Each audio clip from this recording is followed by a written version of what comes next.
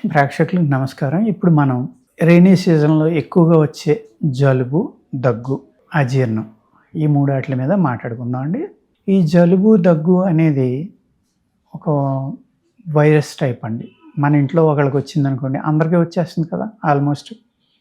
మనం దగ్గుతూ ఉంటే ఎదురుగుండా కూర్చున్న వాళ్ళకి కూడా వచ్చేస్తుంది. అందుకే ఏం చేయాలంటే మీరు కొంచెం మనకి కరోనా అలవాటైన మాస్కులు ఏవైతే ఉన్నాయో ఆ మాస్కుల్ని ధరిస్తూ ఉండండి. ధరిస్తే అట్లీస్ట్ మనకొచ్చిన జలుబు, దగ్గు మనతోటే ఆగిపోయి మన ఇంట్లో వాళ్ళకి, బయట వాళ్ళకి రాకుండా జాగ్రత్త తీసుకోండి కొంచెం.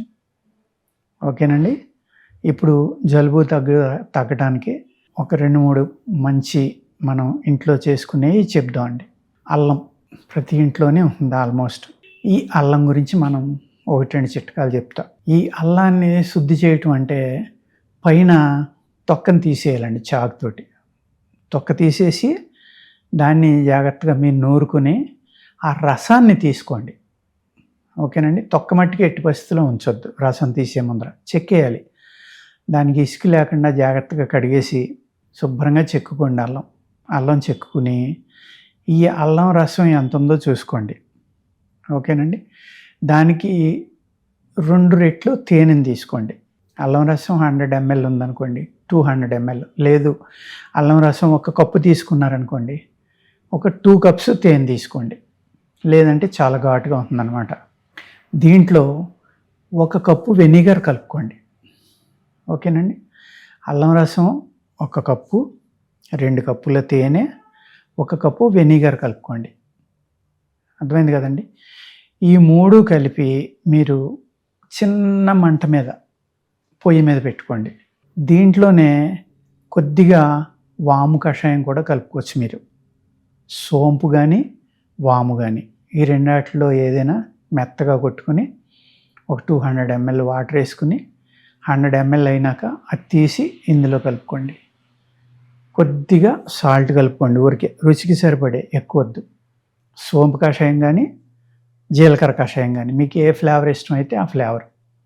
సోంపు కషాయం అయితే ఏం చేస్తుందంటేనండి ఇమీడియట్గా మీకు బాడీ అంతా స్ప్రెడ్ అయ్యి మీకు ఈ శ్లేష్మం కానీ, కఫం కానీ ఇవన్నీ కూడా తొందరగా పనిచేయడానికి బాగా అవకాశం ఉంటుందన్నమాట.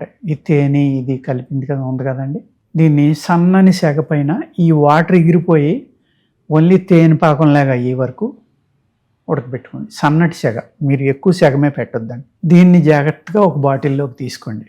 తీసుకుని ఇది టీ లాగా కూడా తాగొచ్చు మీరు. టీ కింద ఉదయం సాయంత్రం తాగొచ్చు. చాలా టేస్ట్గా ఉంటుంది. బ్రహ్మాండమైన ఆకలి అవుతుంది. అజీర్తి తగ్గిపోతుంది. ఎప్పుడైతే అజీర్ణం తగ్గిపోయిందో పొట్ట శుద్ధి అయిపోతుంది. పొట్ట శుద్ధి అయ్యాక ఏమవుతుందంటే మీ కఫం ఏదైతే ఉందో ఆ కఫం అనేది కిందకి దిగిపోతుందండి. అప్పుడు ఏదో ఒక విరోచన ఔషధం వేసుకోండి. ఎర్లీ మార్నింగ్ కానీ, నైట్ కానీ. ఆముదం తాగే అలవాటు ఉన్న వాళ్ళు అయితే ఆముదం తాగండి. ఒక 4 రోజులు, 3 రోజులు ఈ టీ తాగాక కంప్లీట్ కఫం అంతా కిందకి దిగిపోతుంది.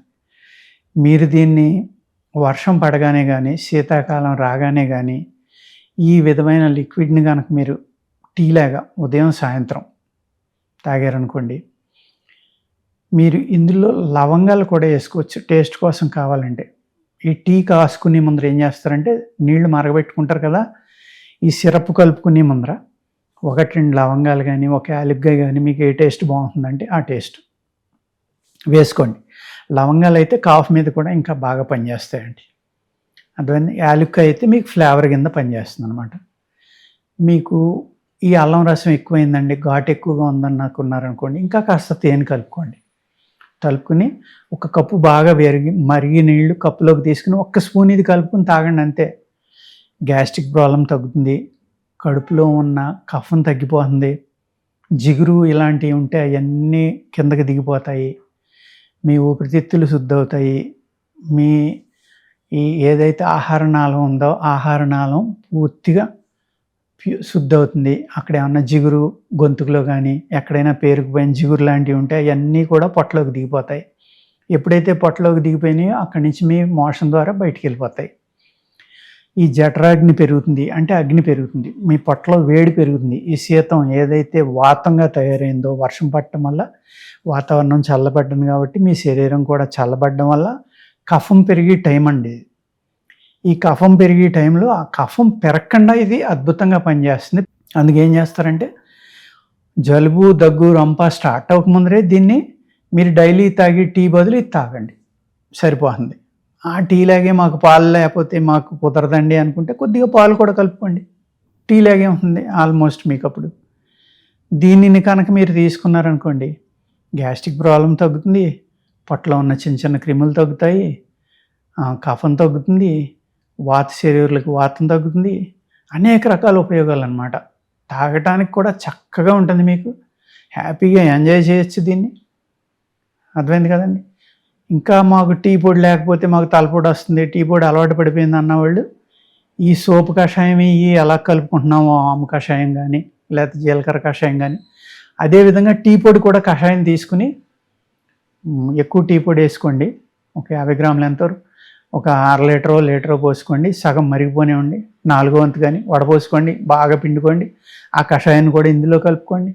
ఆ కషాయం కూడా మరిగిపోయే వరకు ఇది జాగ్రత్తగా కాసుకోండి. అన్ని కషాయాలు ఎలా వేసుకుంటున్నారో, వెనిగర్, తేనె ఇవన్నీ ఎలా వేసుకుంటున్నారో, అల్లం రసం, అదే టైంలో ఈ టీ పొడి యొక్క కషాయం కూడా వేసుకోండి. మీరు వేసుకుని దాన్ని కాసేసుకోండి. కాసుకున్న తర్వాత అప్పుడు ఇది ఒక స్పూన్ వేడి నీళ్ళలో తాగారనుకోండి, ఆ టీ పొడి మాకు టీ అలవాటు అండి, టీ తాగకపోతే మాకు తలపోటు వస్తుందండి, మేము పని చేయలేమండి అనుకునే వాళ్ళు కూడా ఆ ప్రాబ్లం కూడా సాల్వ్ అయిపోతుందండి.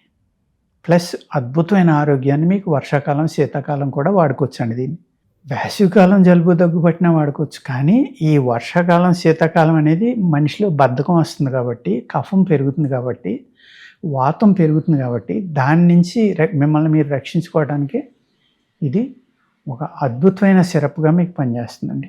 అర్థమైంది కదండి. మన ప్రేక్షకులందరూ జాగ్రత్తగా రాసుకుని దీన్ని చక్కగా ఇంట్లో తయారు చేసుకుని వాడుకోండి. వేసవికాలం వచ్చి సైడ్ ఎఫెక్ట్లు అన్నిటి నుంచి మీరు 90% బయటపడతారు. ఓకేనండి. నమస్కారం.